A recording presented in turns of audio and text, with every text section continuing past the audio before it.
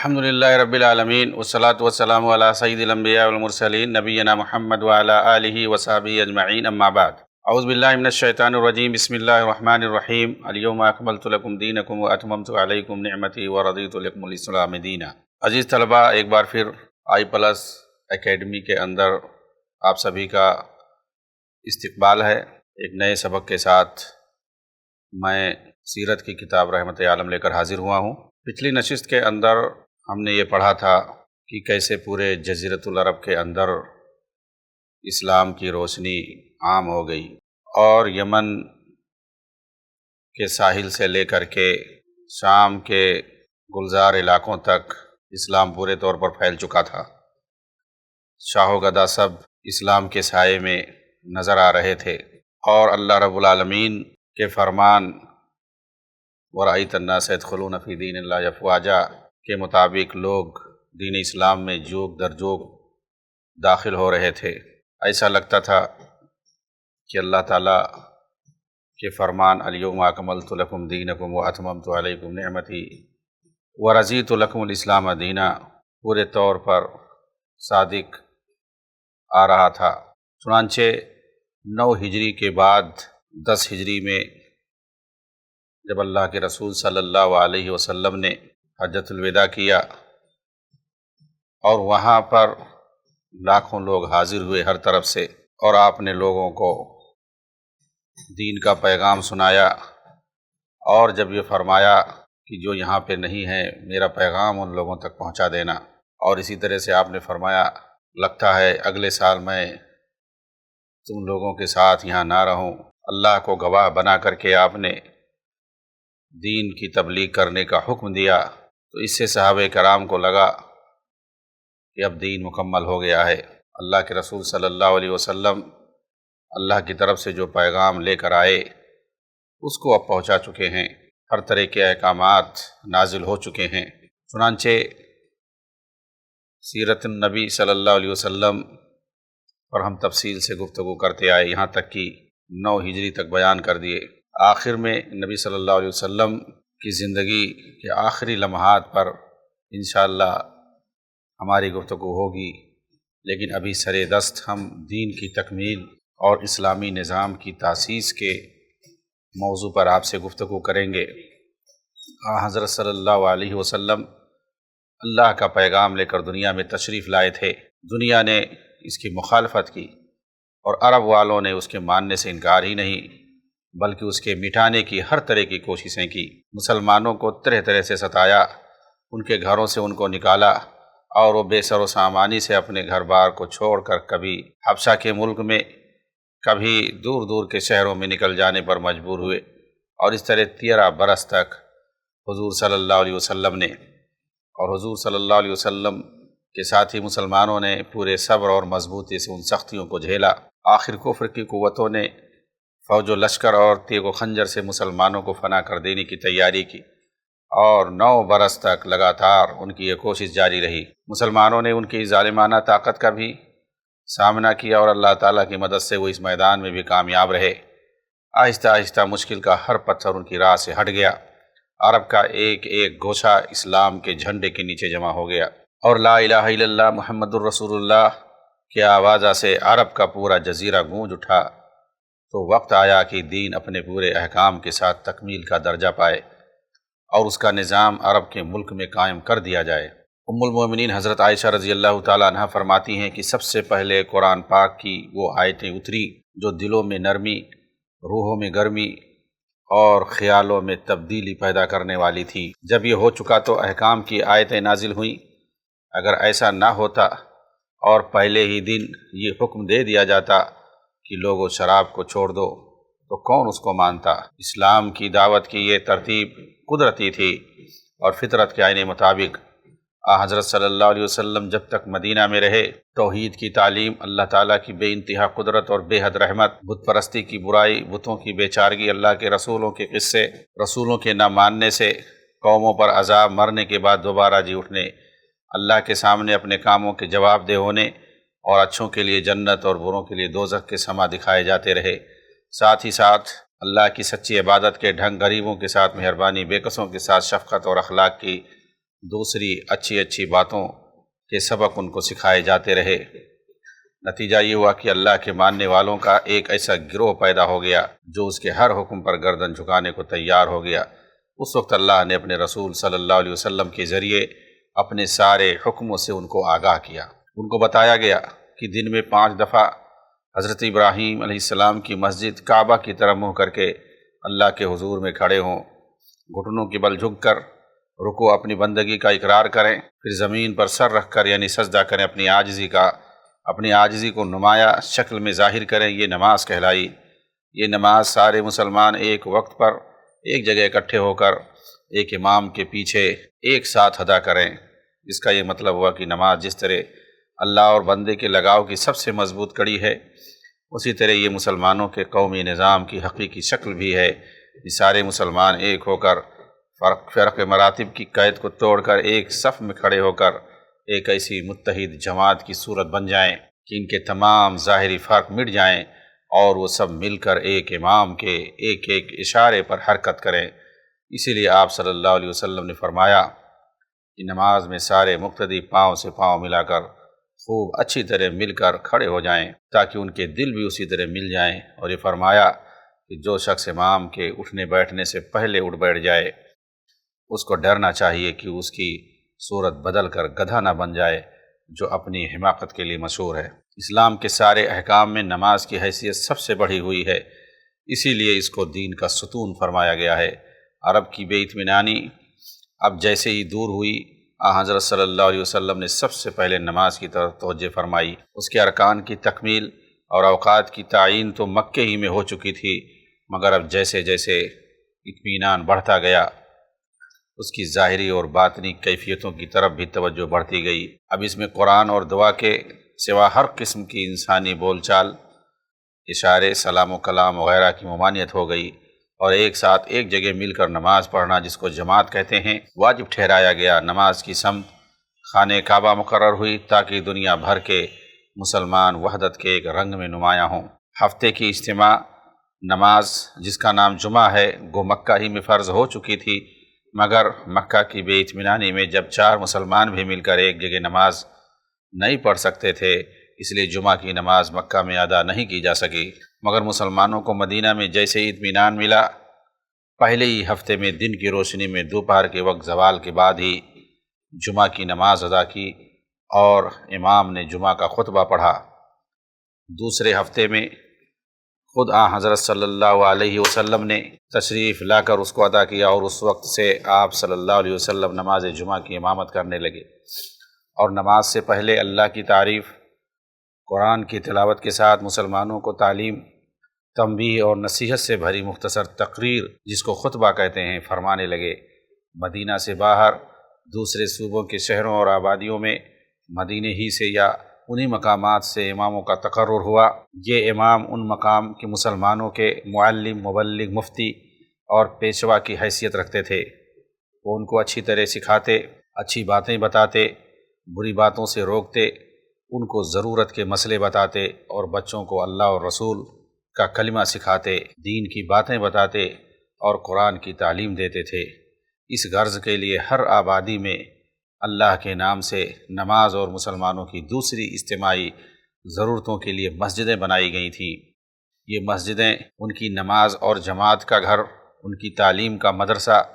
ان کے وعظ و نصیحت کا مقام، ان کے قومی و دینی کاموں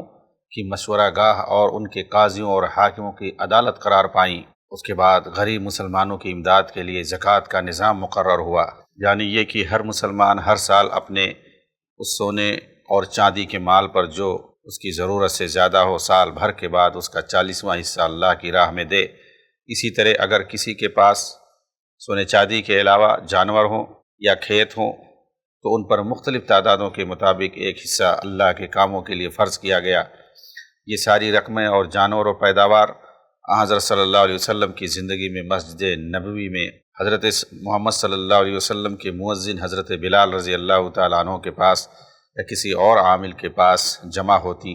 اور ضرورت کے مطابق ضرورت مندوں میں بانٹ دی جاتی تھی۔ حضرت صلی اللہ علیہ وسلم کے بعد اس کام کے لیے ایک الگ دفتر بنا دیا گیا جس کا نام بیت المال رکھا گیا۔ یہ بیت المال مسلمانوں کے امام کی نگرانی میں رہتا اور ضرورت مند مسلمانوں کی ضرورتیں اس سے پوری کی جاتی۔ سن 9 ہجری میں جب سارے عرب میں مسلمانوں کا شیرازہ بندھ گیا تو عرب کے ہر حصے میں زکوٰۃ کی تحصیل وصول کے لیے لوگ مقرر ہوئے، جن کو عامل کہتے ہیں۔ یہ لوگ ہر جگہ جا کر مسلمانوں سے زکوٰۃ کا مال وصول کرتے اور اپنا حساب پیش کرتے۔ اس کے بعد مسلمانوں کو اللہ کی طرف سے قرآن کی صورت میں زندگی کا جو ہدایت نامہ ملا، اس کی خوشی اور مسرت کی تقریب میں اس کی سالانہ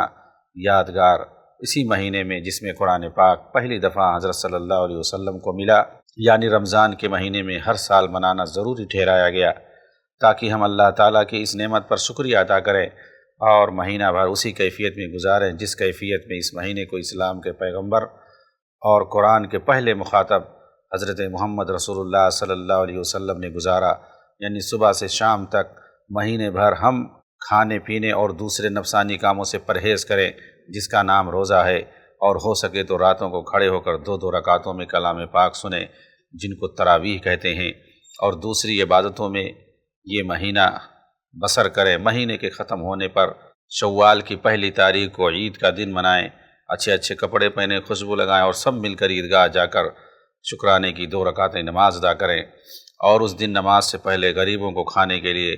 غلے کی کچھ مقدار ان کی نظر کر دیں تاکہ وہ بھی اس دن خوشی منائیں، جس کو ہم صدقۃ الفطر کہتے ہیں۔ رمضان در حقیقت قرآن پاک کے اترنے کی خوشی کا جشن ہے،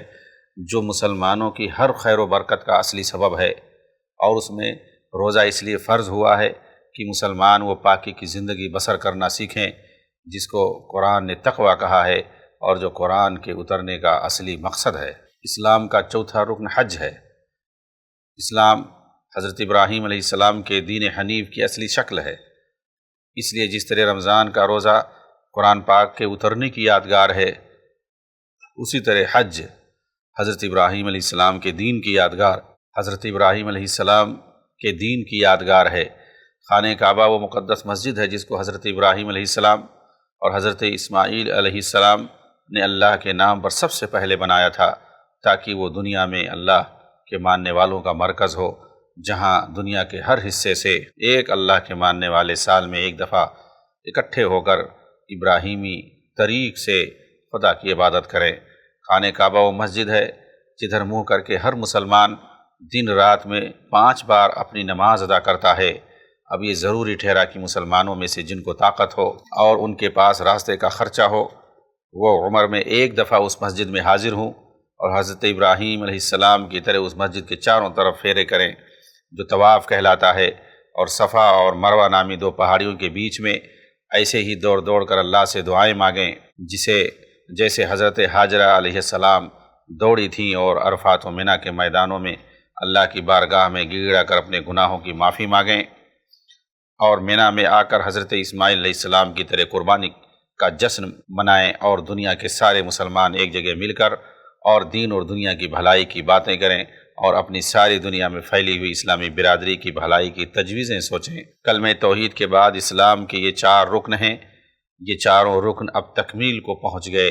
اور دنیا کے وہ احکام جو اخلاق کی پاکی اور معاملات میں عدل و انصاف کا لحاظ رکھنے کے لیے ضروری تھے، وہ مسلمانوں کو سکھا دیے گئے، اور عرب کے ملک میں مسلمانوں کا ایک ایسا گروہ پیدا ہو گیا جو دین اسلام کا نمونہ اور اسلامی پیام کا قاصد بن کر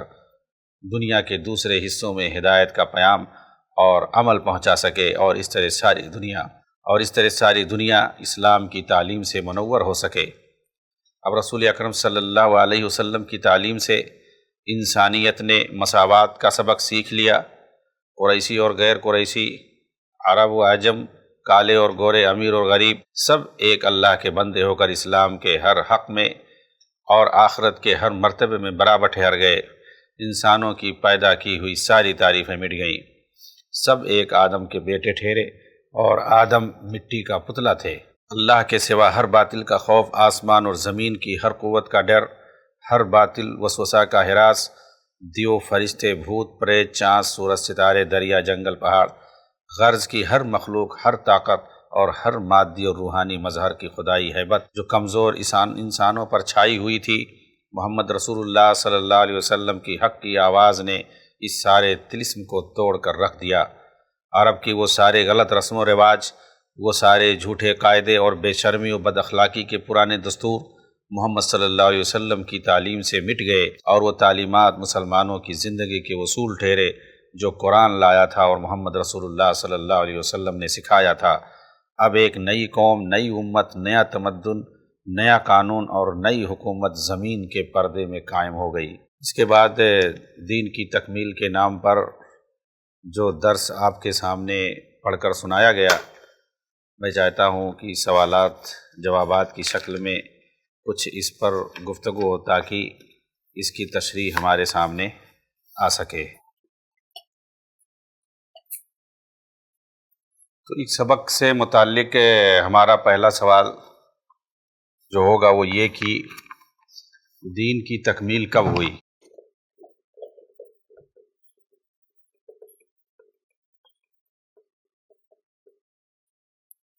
قرآن میں فرمایا گیا اذا جاء نصر اللہ الفتح ورأیت الناس يدخلون فی دین اللہ افواجا فسبح بحمد ربک واستغفرہ انہ کان توابا۔ حضرت ابن عباس رضی اللہ تعالیٰ عنہما اس کی تفسیر میں کہتے ہیں کہ یہاں رسول اکرم صلی اللہ علیہ وسلم کی وفات کی خبر دی گئی ہے، یعنی گویا اب دین مکمل ہو گیا۔ اللہ کے رسول صلی اللہ علیہ وسلم جو اللہ کا پیغام اور رسالت لے کر کے آئے تھے اس کو اب پورا کر دیے، اب سارے لوگ دین میں داخل ہو رہے ہیں۔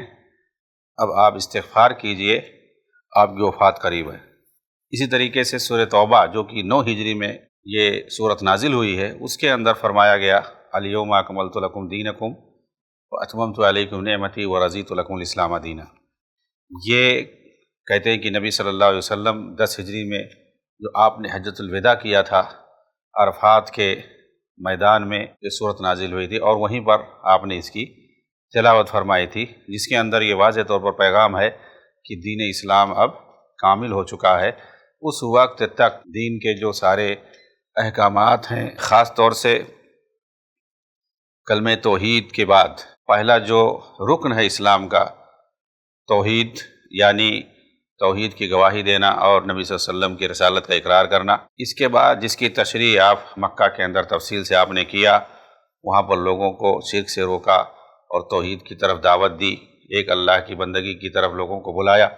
اور لوگوں کا تزکیہ کیا، تقوی اور پرہیزگاری لوگوں کے اندر آپ نے کوٹ کوٹ کر بھر دی۔ اس طریقے سے جب آپ مدینہ میں آئے تو یہاں پر جو باقی اسلام کے ارکان تھے، چاہے وہ نماز ہو جو کہ سب سے پہلا رکن ہے، روزہ ہو، یا اسی طریقے سے رمضان کے مہینے میں روزہ رکھنا ہو، یا حج کرنا ہو، یا زکوٰۃ دینا ہو، یہ سارے جو بعد کے احکامات تھے جو عملی پیمانے پر جن کو ادا کرنا تھا، اور مکمل طور سے اس کی تفصیلات کے ساتھ سب مدینے میں نازل ہوئیں، اور وہ سارے معاملات کی کون سے چیزیں حرام ہیں اور کون سی چیزیں حلال ہیں جن کو برتنا انسانی زندگی میں ضروری ہے، کن چیزوں سے دور رہنا ہے، یہ سب آپ دیکھیں گے مدینے کے اندر واضح طور پر نازل کیا گیا۔ تو دین کی تکمیل نبی صلی اللہ علیہ وسلم کی آخری عمر میں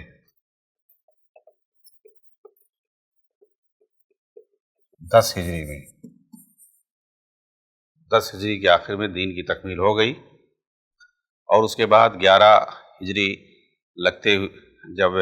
دوسرا مہینہ ہے اسی میں تیسرا مہینے کے شروع ہی میں آپ کا انتقال ہو گیا۔ احکام دین کے تعلق سے یہ بات کہی جاتی ہے کہ یہ بتدریج نازل ہوئی۔ اس کا کیا مطلب؟ یعنی تدریج کے ساتھ، تدریجی احکامات، جیسا کہ حضرت عائشہ رضی اللہ تعالیٰ عنہ سے بتایا کی روشنی میں، اقوال کی روشنی میں بتایا کہ اگر اللہ کے رسول شروع ہی میں کہہ دیتے کہ شراب چھوڑ دو تو لوگ نہیں مانتے، لیکن پہلے ان کا تزکیہ کیا گیا ہے، توحید کی روح جو ہے ان کے دلوں کے اندر بھری گئی، اور شرک اور بت پرستی اور ساری چیزوں سے انہیں بے رغبت کرایا گیا، اور پھر اس کے بعد اللہ کی بندگی کی طرف ان کی رغبت دلائی گئی، اخلاق کی تعلیم دی گئی۔ جب ان کا دل بالکل ایمان سے منور ہو گیا اور تمام آلائشوں سے پاک ہو گیا تو شراب سے نفرت دلائی گئی، سب سے پہلے، اور یہ اس کے بعد بتایا گیا کہ اس کے اندر اگر کچھ نفع بھی ہے تو اس کے اندر نقصان بھی بہت زیادہ ہے۔ اس کے بعد شراب جن چیزوں سے بنایا جاتا ہے ان چیزوں کی بھی نفرت دلائی گئی، یہاں تک کہ آخر میں کہا گیا کہ جو نماز شراب پی رکھا وہ نماز میں نہ آئے، یعنی نماز پڑھنے کے لیے وہ نہ آئے۔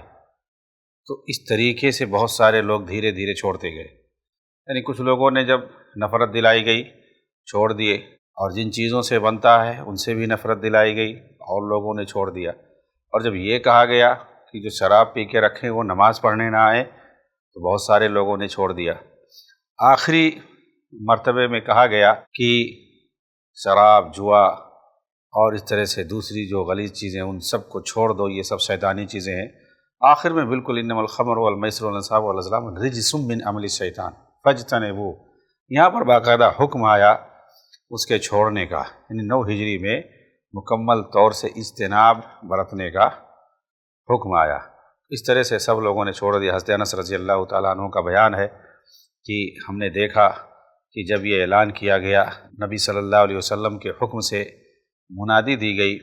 کہ شراب کو اللہ نے حرام کر دیا ہے، جب باقاعدہ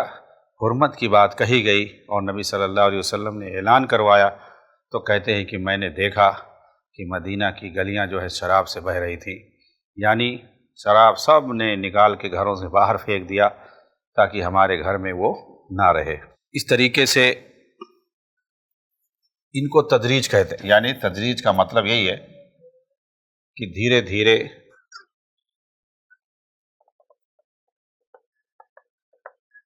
یہ جو تدریجی احکامات ہیں اس کا مطلب یہ ہوتا ہے کہ کچھ احکام ایسے ہیں جو دھیرے دھیرے حرام قرار دیے گئے،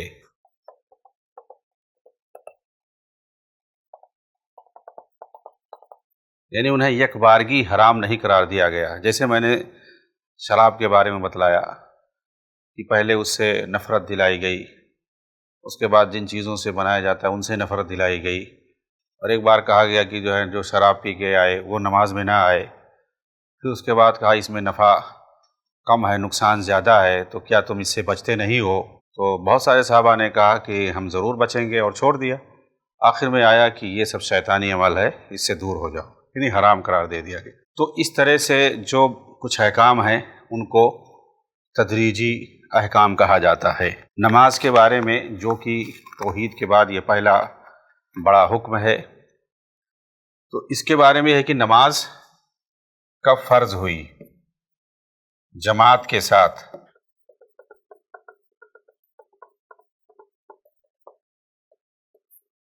تو اس کی کوئی واضح طور پر دلیل نہیں ملتی ہے، لیکن دین اسلام کا مطالعہ کرنے سے پتہ چلتا ہے کہ یہ پہلی ہجری میں مدینہ میں آنے کے بعد، کیونکہ مدینہ میں آنے کے بعد چاہے جمعہ ہو یا جماعت ہو، دوسری کوئی بھی نماز ہو، آپ صلی اللہ علیہ وسلم نے باقاعدہ جماعت کے ساتھ نماز ادا کرنا شروع کر دیا تھا، جبکہ مکہ میں یہ چیز نہیں ملتی ہے۔ اور جمعہ جو ہے یہ جمعہ کہتے ہیں کہ مکہ میں جہاں تک جمعہ کا تعلق ہے یہ مکہ میں گرچہ جمعہ کا حکم کب آیا، جمعہ کے بارے میں مکہ کے اندر کوئی تفصیل نہیں ملتی ہے، البتہ پتہ چلتا ہے کہ مدینہ پہنچنے کے فوراً بعد جمعہ ادا کی گئی۔ بعض مورخین کہتے ہیں کہ مکہ ہی میں جمعہ فرض ہو چکا تھا، جیسے نماز فرض ہے ویسے جمعہ، لیکن مکہ میں جمعہ کی ادائیگی کی کوئی دلیل نہیں ہے، اور مدینہ میں جیسے آپ پہنچے ہیں تو جمعہ کی ادائیگی کا ثبوت ملتا ہے، یعنی ابھی مدینہ کے اندر نہیں، وہ راستے ہی میں ہے، وہاں پر آپ نے جمعہ پڑھی ہے قباء کے پاس، تو مدینہ میں آنے کے بعد یہ بھی فرض ہوا ہے، آپ کہہ سکتے ہیں